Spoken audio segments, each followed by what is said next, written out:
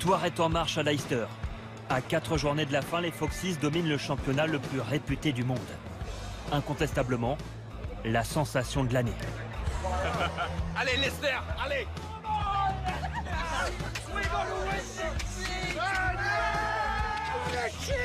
What a cheat, Leicester!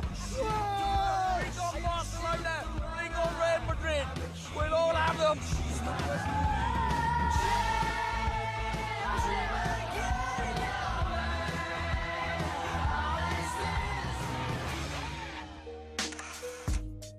Bon, à la base, on était là pour se maintenir et on se retrouve à jouer le titre.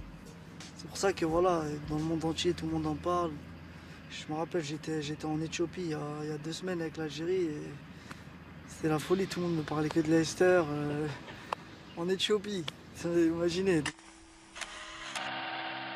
D'autant plus improbable qu'il y a 1 an, Leicester City était bon dernier du championnat d'Angleterre, avec 7 points de retard sur le premier non relégable. Grâce à 7 victoires lors des 9 dernières journées, le club se sauve et termine finalement 14e. Mais qui aurait pu imaginer à l'époque retrouver les Foxes 1 an plus tard, avec 47 points de plus, et surtout en tête de la Première Ligue.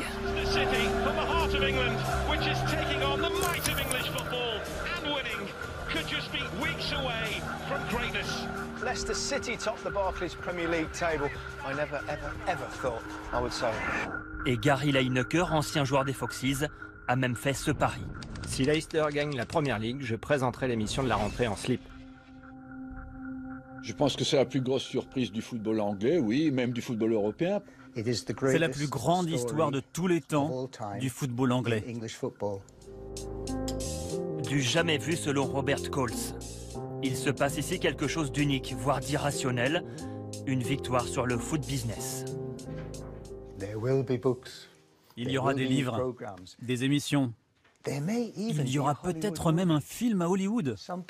J'ai entendu que certains préparaient un scénario sur la vie de Jamie Vardy. Jamie Vardy, la preuve vivante que tous les rêves sont permis. Il y a 5 ans, l'Anglais travaillait à l'usine et jouait en 5e division. Il est aujourd'hui le meilleur buteur du championnat. Riyad Mahrez a connu lui aussi un parcours atypique. Passé par Sarcelles, Quimper et Le Havre, l'Algérien est en passe d'être élu meilleur joueur de l'année. De la fraîcheur et beaucoup d'insouciance, à l'image également du Français N'Golo Kanté. On n'est pas forcément les meilleurs, mais je pense sur certains matchs, c'est l'état d'esprit qui a fait la différence, qui nous a permis d'aller chercher la victoire. J'ai jamais joué, j'ai jamais vu une équipe autant solidaire comme ça. Personne ne se prend la tête, on est tout le temps en train de rigoler. Même jour de match, voilà, musique, il n'y a pas de pression particulière. Je pense que c'est ça qui fait notre force depuis le début de l'année.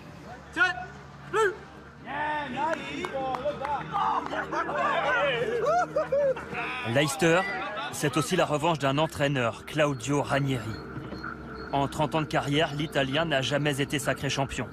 Et il vit actuellement les semaines les plus importantes de l'histoire du club. Cette année, c'est particulier. Et donc, cette année, c'est bon. J'ai fait ce travail pour l'émotion qu'elle va donner. Cette année, c'est particulier. C'est particulier parce qu'il y a un petit club. Peut-être il va faire l'histoire. Faut aller chercher ce championnat. Tu veux arriver à 80 points. Merci beaucoup. Au revoir. Le dénouement est proche.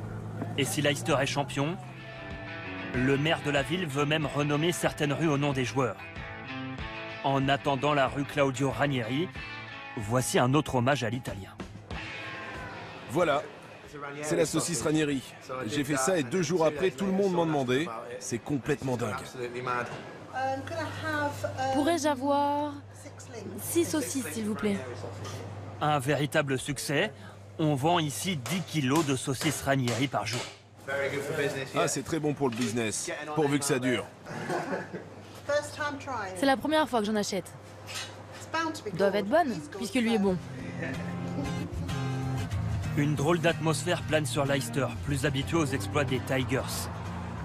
Les rugbymen sont 2 fois champions d'Europe, 10 fois champions d'Angleterre, et encore en course pour le doublé cette saison. Mais dans la cité des Midlands, aucun souci de cohabitation, au contraire, c'est une immense fierté pour toute la ville. Il y a même l'équipe de basket de Leicester qui est en tête du championnat. On est premier en tout cette année. Et tout le monde sait désormais où se trouve Leicester. À 500 mètres à peine de l'enceinte des Tigers, celle des Foxes, le King Power Stadium. Nous y retrouvons Claudio Ranieri pour sa conférence de presse hebdomadaire. Bonjour monsieur, ça va? En arrivant, l'Italien salue comme toujours chaque journaliste. Et ils sont de plus en plus nombreux au fil de la saison à s'intéresser aux exploits de Leicester. Vous saluez tous les journalistes en Angleterre aussi? Oui, tous les jours. Beaucoup de journalistes. C'est bon. Le club reçoit désormais des demandes d'interview du Brésil, des États-Unis, de Malaisie, bref, du monde entier. Cette histoire fascine la terre entière. Au journal, on reçoit des coups de fil de partout. Des radios, des magazines américains, canadiens, australiens, néo-zélandais, de toute l'Europe et même du Japon. Tout le monde adore cette histoire. C'est David contre Goliath, un scénario à la Rocky. Et ce journaliste est en train d'écrire un livre sur cette incroyable histoire. Son titre, 5000 contre 1. 5000 contre 1 comme la cote de Leicester champion en début de saison. Les bookmakers n'ont jamais vu un tel scénario. Ils sont 46 à avoir misé il y a 9 mois sur les Foxes remportant la Première Ligue. Sur les 46, 22 peuvent encore gagner. Pour une mise de 25 €, ils peuvent en remporter 124 000. Les 24 autres, ils ont encaissé. On a racheté leur pari, on a payé jusqu'à 36 000 € pour un ticket peut-être perdant. Ce parieur qui a encaissé les 36 000 € de Ladbrokes, nous l'avons retrouvé dans la banlieue de Leicester. Ranieri, whoa, Ranieri, whoa, he came from Italy to manage the city. John Pryke est un homme heureux. Grâce à ses gains, ce modeste supporter de Leicester vient de se racheter une cuisine. Le mois dernier, il accepte l'offre des bookmakers et son histoire fait alors la une des journaux britanniques. Là, c'est pas moi sur la photo, hein. Si je n'avais pas pris les 36 000 € maintenant et qu'il n'avait pas gagné le championnat, je n'aurais rien eu ensuite. Je devais les prendre. Sans regret, car John a aussi parié sur Leicester dans les 3 premiers. Ce pari devrait lui rapporter 5 000 € de plus. Le bonheur total, d'autant que John a même donné le coup d'envoi de Leicester-Newcastle le mois dernier. J'ai pu serrer la main de Claudio Ranieri et j'ai embrassé le ballon du match aussi. Le ballon était posé à l'entrée du terrain, je l'ai pris, je l'ai embrassé. C'est une histoire fantastique. C'est un conte de fées. Oui, c'est un conte de fées, Chris. C'est comme ça depuis le début de la saison. Oui, en plus ça dure. C'est comme dans un rêve. Les supporters de Leicester sont aux anges.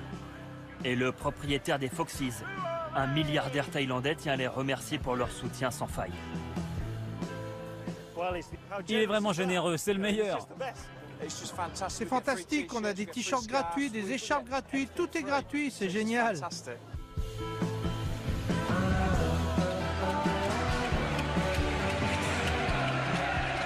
Aujourd'hui, c'est West Ham qui débarque au King Power Stadium. Dès la 18e minute, les Foxes ouvrent le score. N'Golo Kanté trouve Jamie Vardy, 22e but de la saison pour l'Anglais. Vardy, pourtant malheureux quelques minutes plus tard, expulsé après cette simulation. Réduit à 10, Leicester va craquer à 2 reprises. 84e, puis 86e minute. 2-1 pour West Ham jusque dans les arrêts de jeu. Les Foxes arrachent le match nul 2-2 grâce à Ulloa. Le miracle. Nous sommes les Leicester. Il nous doit lutter, lutter, lutter chaque match, chaque ballon. Leicester est d'ores et déjà assuré de jouer la Ligue des Champions la saison prochaine. Les Foxes possèdent 8 points d'avance sur Tottenham, 13 points d'avance sur Manchester City, tombeur cette semaine, du Paris Saint-Germain. La preuve donc que l'on peut gagner autrement et que l'argent ne fait pas tout dans le football. Paris, leur objectif c'est de gagner avec des champions, donc ils vont prendre des joueurs pour gagner avec des champions. Leicester, leur objectif cette année c'était de se maintenir. C'est pas forcément les plus grands joueurs qui sont venus à Leicester, mais aujourd'hui on est en tête de la première ligue, c'est une belle chose. Le plus important c'est voir les joueurs avec les coraisons, la force mentale, la rage, la rage. Des valeurs qui font aujourd'hui la force de Leicester. Et autant vous dire que vous n'avez pas fini d'entendre ce refrain.